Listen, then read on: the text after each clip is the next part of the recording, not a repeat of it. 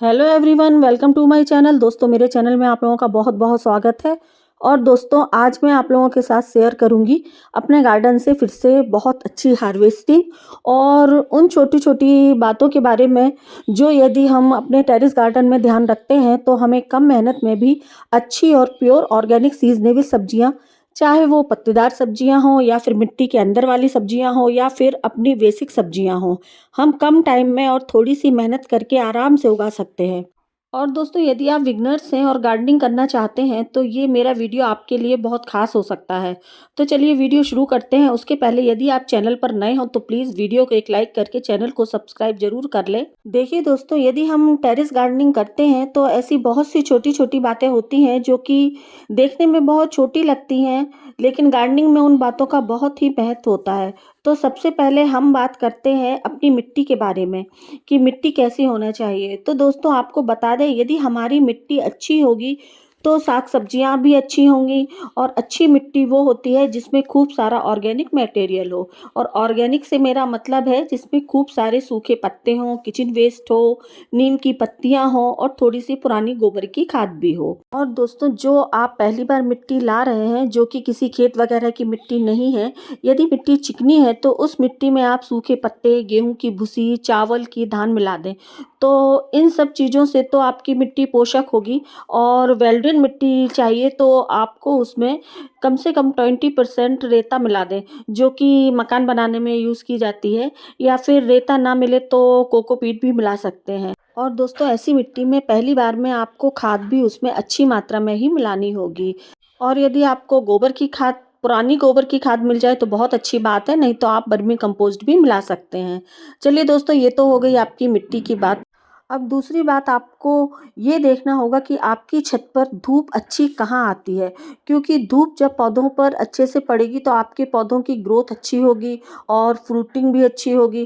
क्योंकि होता क्या है, जब सूरज की लाइट हमारे पौधों पर पड़ती है तो इनकी जो पत्तियां होती हैं हमारे पौधों की, उसमें उनमें जो हरा रंग होता है तो ये क्लोरोफिल होता है। और ये सूरज की रोशनी के साथ अपना भोजन खुद बनाती हैं।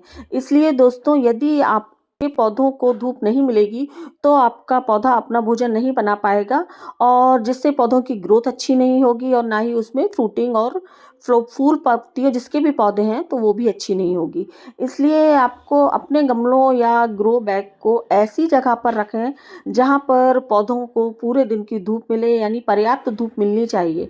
और यदि ज़्यादा मात्रा में आपको फ्रूटिंग चाहिए है तो ग्रो बैग और गमलों का साइज़ भी आपको बड़ा रखना होगा। लेकिन एक बात ज़रूर याद रखें दोस्तों, यदि देखिए, साग सब्जियां थोड़ी मौसम पर भी डिपेंड करती हैं। जैसा कि पालक है तो आप पालक को तो पूरे सीजन लगा सकते हैं, लेकिन मेथी का क्या है कि मेथी थोड़ा मौसम पर ही डिपेंड करती है। यदि ज़्यादा सर्दी पड़ जाएगी तो इसके बीज जर्मिनेट नहीं होंगे, और ज़्यादा धूप पड़ जाएगी तो भी ये अच्छे से ग्रोथ नहीं करती है।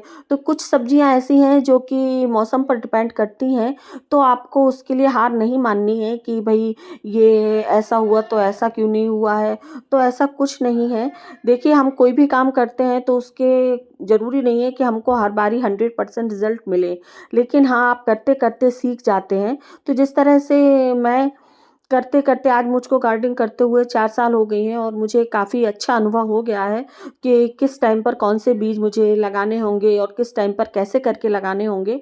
तो उस तरह से मैं अपनी गार्डनिंग करती हूँ। और दोस्तों, मैं बताऊँ, मेरी गार्डनिंग तो बिल्कुल ईज़ी तरीके से होती है, चलते-फिरते गार्डनिंग होती है। और मैंने जब ये गार्डनिंग शुरू की थी तो मैंने भी सिर्फ़ 1 डेढ़ बोरी ही मिट्टी मँगाई हुई थी, मुझे खेत की मिट्टी मिल गई थी। लेकिन आज वो 1 डेढ़ बोरी से मेरी पूरी छत पर आपने देखे होंगे कितने सारे ग्रो बैग वगैरह रखे हुए हैं और मेरी इतनी सारी मिट्टी तैयार हुई। और मेरी मिट्टी काफ़ी रिच है, क्योंकि आपको फिर क्या करना होगा दोस्तों, आपको बार-बार मिट्टी लाने की ज़रूरत नहीं है। आपका जो किचन वेस्ट, गार्डन वेस्ट निकलता है या फिर सूखे पत्ते आपको कहीं से मिल जाते हैं, वैसे आप अपने पत्तों में नीम के पत्तों को ज़रूर ऐड करें।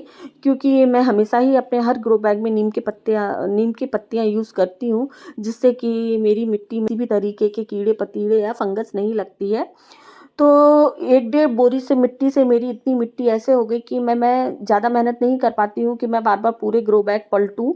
मैं क्या करती हूँ, थोड़ी मिट्टी हटा दी, उसके नीचे अपना किचन वेस्ट दबा दिया, सूखे पत्ते दबा दिए और आप देख सकते हैं इस वाला जो मेरी ये यहाँ पर जो ये स्टपनी रखी हुई है, तो इसमें मैंने मल्टी क्रॉपिंग की हुई है। इसमें मेरा मिर्च का पेड़ लगा हुआ है, कड़ी पत्ते का पेड़ लगा हुआ है, पीछे एक अनानास का पौधा भी पेड़ लगा हुआ है और अभी बराबर से तोरई की बेल लगी हुई है जिसमें से मैं बराबर हार्वेस्टिंग कर रही हूँ और अभी मैंने सीज़नेबल टमाटर के पौधे भी उसमें लगा दिए हैं और मुझे हर एक से अच्छी फ्रूटिंग मिल रही है। तो यहाँ पे देखिए ये तोरई की बेल लगी हुई है। तो दोस्तों मेरी गार्डनिंग तो ऐसे होती है, तो बिल्कुल ईज़ी तरीके से है, कोई ज़्यादा मेहनत नहीं है, बस आपको थोड़ा-थोड़ा दिमाग का भी काम करना होगा कि किस तरह हमें किस टाइम पर कौन से बीज लगाने हैं।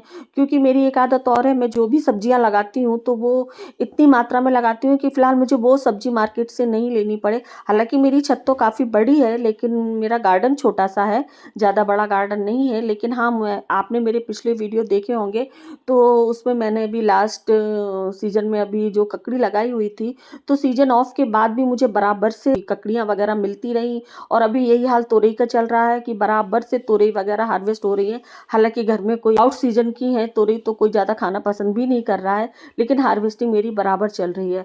और आप देख सकते हैं दोस्तों मेरे कंटेनर कोई इतने बड़े-बड़े नहीं हैं मेरे ग्रो बैग, छोटे-छोटे ग्रो बैग हैं जिसमें मेरी ये बैंगन वगैरह के पेड़ लगे हैं। लेकिन बस वही है, मिट्टी अच्छी है, मिट्टी पे अगर आप काम करेंगे तो आपको हार्वेस्टिंग अच्छी मिलेगी। आपके चाहे वो किसी भी चीज़ के पेड़-पौधे हों, ये आपके बैंगन के हों, टमाटर के हों, मिर्च के हों, जो भी हों, अगर आपकी मिट्टी अच्छी होगी तो आपको हार्वेस्टिंग अच्छी मिलेगी, मतलब फ्रूटिंग अच्छी मिलेगी। तो आप देख सकते हैं मेरे ये छोटे-छोटे ग्रो बैग हैं, जिनमें से मैं बराबर अभी हार्वेस्टिंग ले रही हूँ, अधिकांश वीडियो आप लोगों के साथ शेयर भी कर रही हूँ। तो इतना काफ़ी हो जाता है कि मतलब इतने कंटेनर में इतना काफ़ी हो जाता है कि मुझे अपनी फैमिली के लिए पर्याप्त हो जाती है सब्जियाँ, जो भी सब्जियाँ लगी हुई हैं।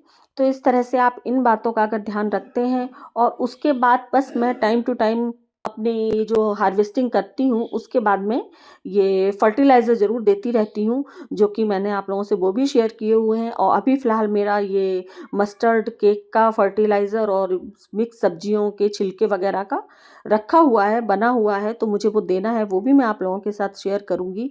तो इस तरह से मैं अपनी गार्डनिंग करती हूँ और यदि आप इन बातों का ध्यान रखेंगे, थोड़ा धूप का ध्यान रखें और थोड़ा पौधों के लिए खाद-पानी का ध्यान रखें, तो आपको भी अच्छी फ्रूटिंग मिलेगी और हार्वेस्टिंग अच्छी मिलेगी।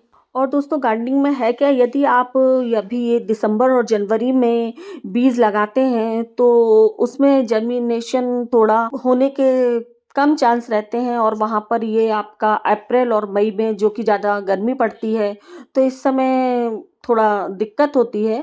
लेकिन आप बाकी किसी भी महीने में आप कोई भी बीज वगैरह डालते हैं, सीज़नेबल सब्जियाँ जो भी आप लगाते हैं, तो उनकी हार्वेस्टिंग आपको बराबर मिलेगी। बस थोड़ी मेहनत कीजिए और एक बार अगर आप फेल होते हैं तो दोबारा फिर कीजिए। ज़रूरी नहीं है हर बार ही आपको पूरे रिज़ल्ट मिले। लेकिन मैं फ़िलहाल अपनी गार्डनिंग से काफ़ी संतुष्ट हूँ और मैंने बताया ना कि मैंने अभी पिछला जो वीडियो डाला हुआ है, तो ज़्यादा मिट्टी नहीं, 1 डेढ़ तसले की मिट्टी में मेरी अच्छी खासी क्यारी बन गई है, गुम्मों की क्यारी बनाई है, जो कि मैंने अभी सीज़न के लिए ही बनाई है और किस तरह से मैंने उसको फिल की हुई है और उसमें जो लीफ़ी वेजिटेबल लगाई हुई है, तो मैंने उसका वीडियो आप लोगों से अभी शेयर किया हुआ है पिछला, तो आप लोग वो वाला वीडियो ना देखा हो तो देख लें। तो दोस्तों उसका अपडेट तो मैं आप लोगों को अगले वीडियो में दूँगी, क्योंकि यदि आज ही आप लोगों को सारा दिखाऊँगी तो वीडियो बहुत लंबा हो जाएगा। इस वजह से आज के लिए इतना ही है। तो बस दोस्तों ये रही मेरी आज की हार्वेस्टिंग। तो आप देख सकते हैं कम मेहनत में और कितनी अच्छी मुझे ये हार्वेस्टिंग मिली हुई है। और देखिए बिल्कुल सॉफ्ट हैं, ये बैंगन है बिल्कुल सॉफ्ट हैं और इनमें कोई भी किसी भी तरह का कोई कीड़े वगैरह नहीं लगे हुए हैं। और ये यहाँ पर इतनी मैंने मिर्च हार्वेस्ट की हुई हैं और यहाँ पर टमाटर का मैंने बताया कि इस बार मैं पौधे लगाने में थोड़ा लेट हो गई और आप सेम देख सकते हैं ये इतनी सेम कितनी काफ़ी है और इसकी भी मैं तीसरी बार हार्वेस्टिंग कर रही हूँ ये सेम की। और फली तो मैं बराबर से ही हार्वेस्ट कर रही हूँ, थोड़ी-थोड़ी फली हमेशा निकल आती हैं और ये 3 मूलियाँ आज हार्वेस्ट की हुई हैं। और ये रहे पालक और ये मूली के पत्ते, ये भी बिल्कुल फ्रेश हैं, इनमें भी किसी भी तरह के कोई भी कीड़े वगैरह नहीं हैं। और यहाँ पर ये इतना धनिया है जो कि बिल्कुल प्योर है, इसमें भी किसी भी तरह की कोई पीली पत्तियाँ नहीं है, कुछ नहीं है, बिल्कुल साफ़ है ये भी। तो दोस्तों बस इसी तरह से मेरी गार्डनिंग होती है और जो मैं करती हूँ वही सब मैंने आप लोगों से शेयर किया हुआ है। तो यदि आप लोगों को मेरा वीडियो और मेरा गार्डनिंग करने का तरीका ज़रा भी पसंद आया हो और ज़रा भी आप लोगों के लिए मेरा वीडियो यूज़फुल हो, मेरी शेयरिंग अच्छी लगी हो, तो प्लीज़ मेरे चैनल को भी सब्सक्राइब करें, मुझे लाइक करें, कमेंट करें और शेयर करें। Thank you for watching. मिलते हैं किसी अगले इन्फॉर्मेटिव वीडियो के साथ।